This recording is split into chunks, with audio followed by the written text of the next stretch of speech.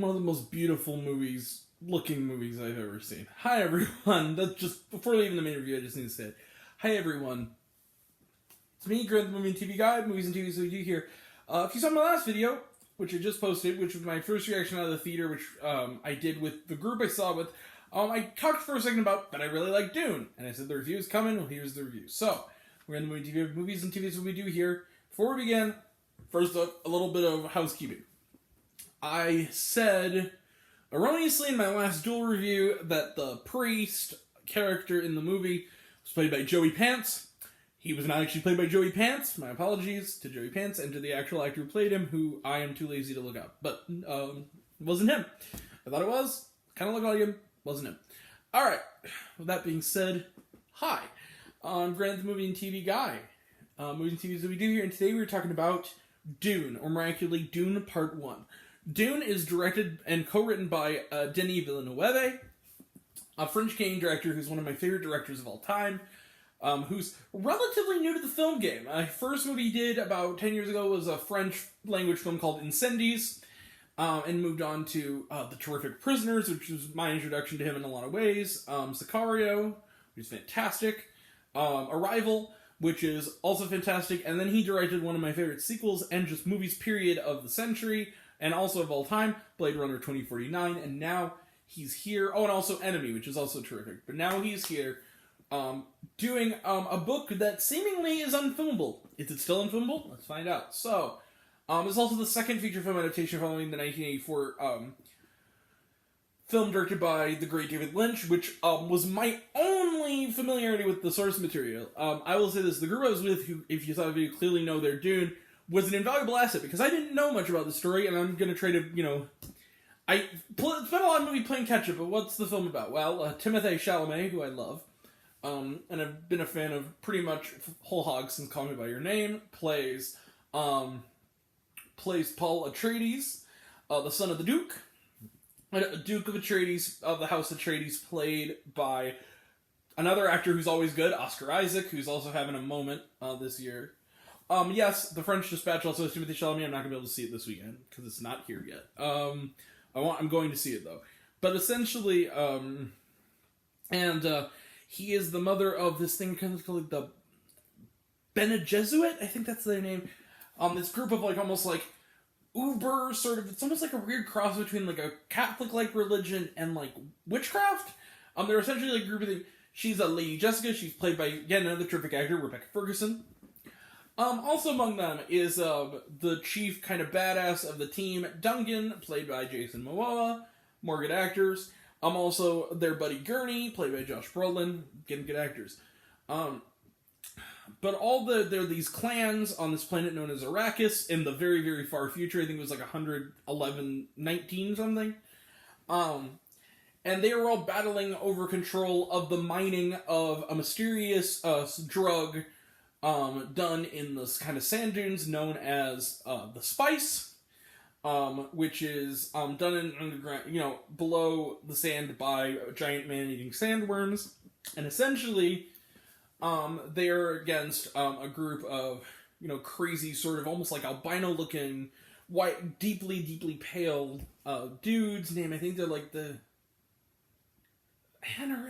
some of these words are hard to pronounce, but essentially Paul Atreides is a messiah figure. He's basically a Christ-like figure in this future, and he's seeing weird visions of this young woman named Chani, played very briefly by Zendaya. And essentially, he wants to make sense of these visions and his destiny, and it'll send him on a collision course not only with Chani, but with bad guys, friends, foes, allies, as they try to gain control of the Spice and control of their planet Arrakis. Did you catch all that? Because I definitely am leaving something out. Look, this is a dense movie with detail. I'm going to come right out with this. Dune is excellent. I've seen, like I said, the 84 movie. It was kind of an interesting mess more than anything. It's definitely David Lynch's probably his weakest film, but I kind of admired it because it was just so weird. This, however, damn. I'll say this. Part 2 seems to be happening, and it's also only covers half of the book. Part 2 seems to be happening, and it better, because this movie, it doesn't end abruptly, but it ends definitely leaving knowing that there's going to be more to come. It leaves it wide open. And first off, what I should say is on a visual level, anything, and this might be a movie that might be a little too inaccessible for some who just won't be able to get on board with it, because it does do that Denis Villeneuve thing of it's very kind of cold and stoic kind of acting in it, which is fine. I think it works perfectly for this. I think all the actors are doing well within that kind of framework. It is gorgeous.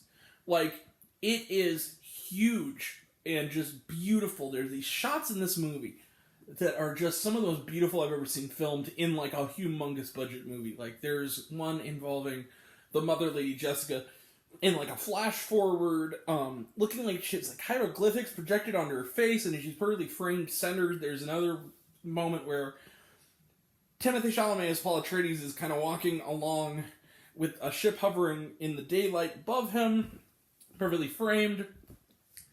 Some really great sort of small parts for some actors, including Stellan Skarsgård as the main villain. You got Dave Bautista as his nephew. You got, who's like his right-hand guy.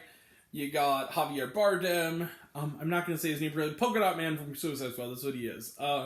As his chief advisor, the bad guy. And all these actors kind of come in, and they're really, really good. This is not going to be the most special review, because again, I don't know my Dune, but I got kind of a taste of it. And there's some scenes, too, this is a PG-13 movie that had some scenes that genuinely tensed me up. There's one scene involving a test that, and it's in the trailer, some of it, where Paul Atreides has to, like, put his hand in a box while, like, a needle is pointed at his jugular. That tensed me up. Like, I was like, holy crap. Beautiful looking movie. Also, the score in this movie is just, especially, like, the choral kind of section, like the singing part.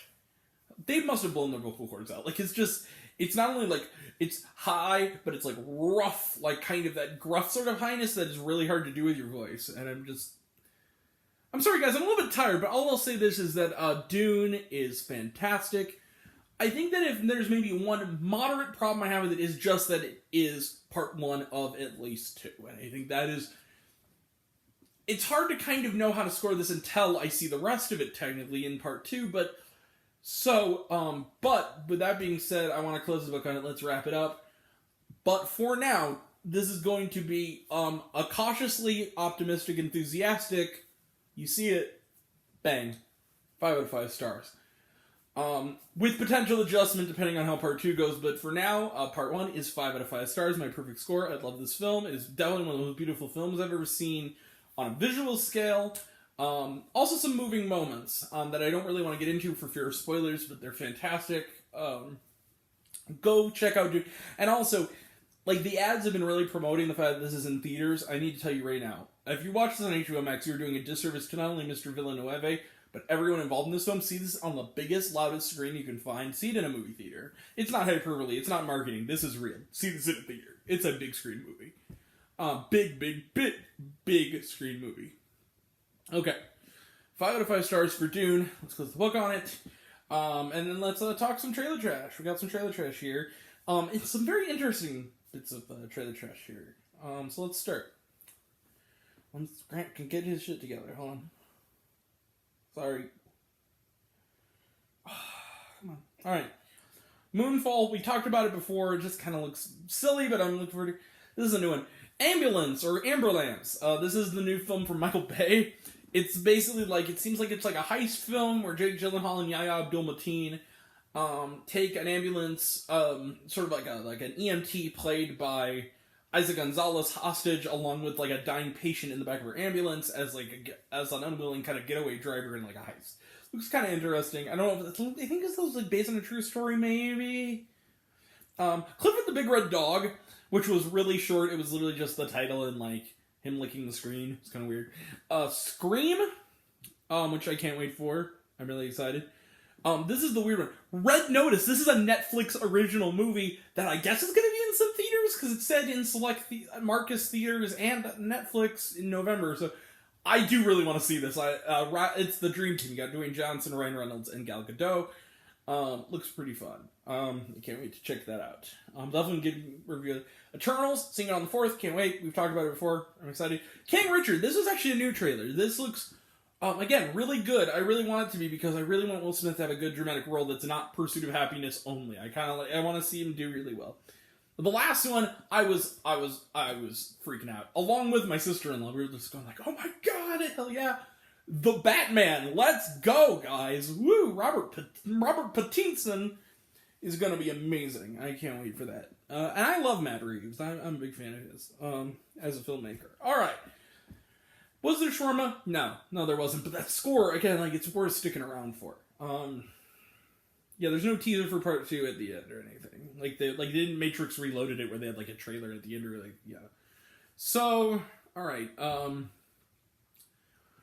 that's gonna do it for Dune. We'll close the book on it. I will be back this weekend for SNL. We're talking about Jason Sudeikis tomorrow night. We also have, I'm gonna try to check out, try to get through season 2 of Lock and Key. I might do a review of it, because, or it might be like part of a compilation. Then we will, Monday night, we are checking out, Ron's Gone Wrong.